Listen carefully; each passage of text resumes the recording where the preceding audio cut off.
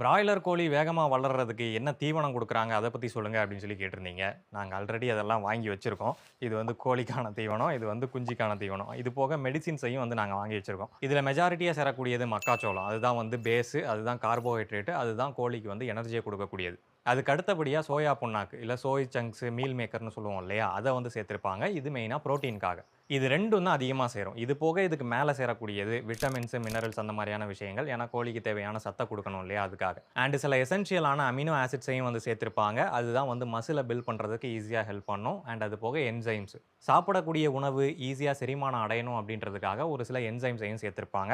And அது மட்டும் இல்லாம இந்த ஃபீடு வந்து ஈஸியா இறுகிறக்கூடாது, கட்டியாயிறக்கூடாது அப்படின்றதுக்காக ரொம்ப நாள் வைக்கணும் அப்படின்றதுக்காகவும் ஒரு சில பிரிசர்வேட்டிவ்ஸும் சேர்த்திருப்பாங்க.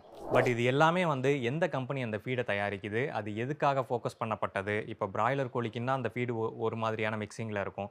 அதே கோழி குஞ்சுக்கு அப்டின்னா, இது ஒரு மாதிரியான மிக்ஸிங்ல இருக்கும். முட்டையிடக்கூடிய கோழி அப்டின்னா, அதுக்கான மிக்ஸிங் வந்து வேற மாரி இருக்கும். இந்த மாதிரி இதிலேயே பல்வேறு விதமான டைப் வந்து இருக்கு. அண்ட் இதெல்லாம் சீக்ரெட்டான விஷயம் ஒண்ணும் கிடையாது. இன்டர்நெட்ல நீங்க அடிச்சு பார்த்தீங்க அப்டின்னாலே, ஒவ்வொரு பிராண்டும் எந்த மாதிரி ஃபீட்ஸ வந்து தயாரிக்கிறாங்க அப்டின்றது ஆட்டோமேட்டிக்கா வரும். பட் கோழி பண்ண வச்சிருக்கவங்க வந்து அவங்களுக்கான ஃபீட்ஸ வந்து அவங்க செலக்ட் பண்ணிக்க முடியாது. அது வந்து அவங்க குஞ்சு எந்த கம்பெனிலேருந்து வாங்குறாங்களோ, அவங்களே தான் அந்த ஃபீட வந்து குடுப்பாங்க.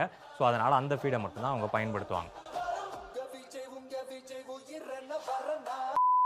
அண்ட் இந்த ஃபீட்ஸ் வந்து ரொம்ப ஸ்பெசிஃபிக்கா டிசைன் பண்ணியிருக்காங்க அப்படின்றதுனால, இத கோழி எந்த அளவுக்கு எடுத்துக்குதோ, அந்த அளவுக்கு மீட்டாவும் அத கன்வெர்ட் பண்ணணும். ஸோ அதுக்கு தகுந்தாப்புல தான் அந்த பண்ணைக்காரங்களுக்கு வந்து அமௌண்ட் கிடைக்கும். ஒரு கோழி 3 கிலோவுக்கான தீவனத்த எடுக்குது அப்படின்னா, அது வந்து 2 1/2 கிலோவுக்கான வெயிட்ட வந்து கெயின் பண்ணியிருக்கணும். இதுதான் கான்செப்ட். அத விட கம்மியா இருந்துச்சு அப்படின்ற பட்சத்தில அவங்களுக்கு குடுக்கக்கூடிய அந்த பேயும் வந்து கம்மியாகும்.